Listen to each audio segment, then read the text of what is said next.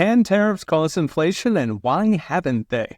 In a recent interview with Larry Kudlow, Treasury Secretary Scott Bessent claimed tariffs, quote, cannot be inflationary.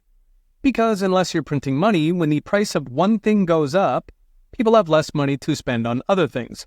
So it's squeezing a balloon. Tariff-pumped Chinese stocks take money from your Taco Bell budget. Stocks go up, Taco Supremes go down. So does that mean tariffs cannot increase inflation?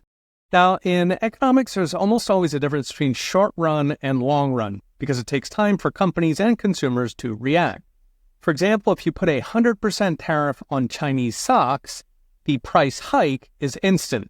But Taco Bell is going to take time to notice the drop in demand from its stocks-starved customers.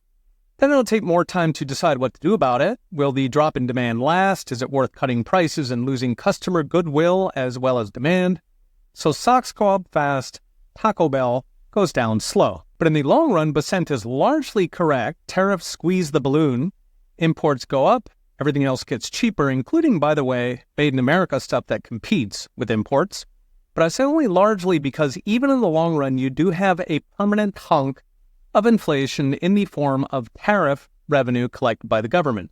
As in, it's a balloon, but part of that leaked out to federal tariff revenue. Now, the bigger picture is that tariffs could actually be deflationary if they boost domestic production enough, because at that point, it's more stuff for dollars to chase, which is the opposite of inflation, which is money chasing goods.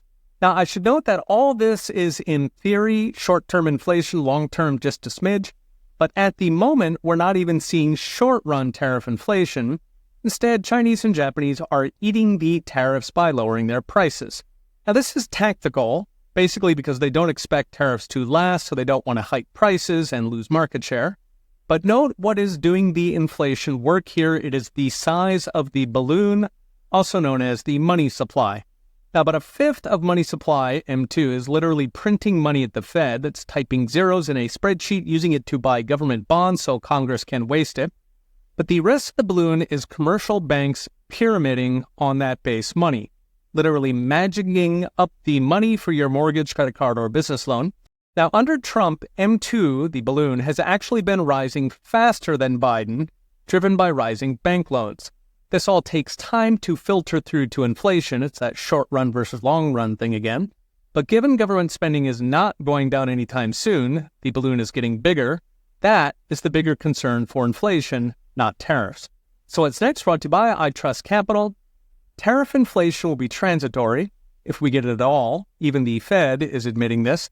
The larger issue is Congress's failure to cut spending means the Bidenflation parasite is alive and well.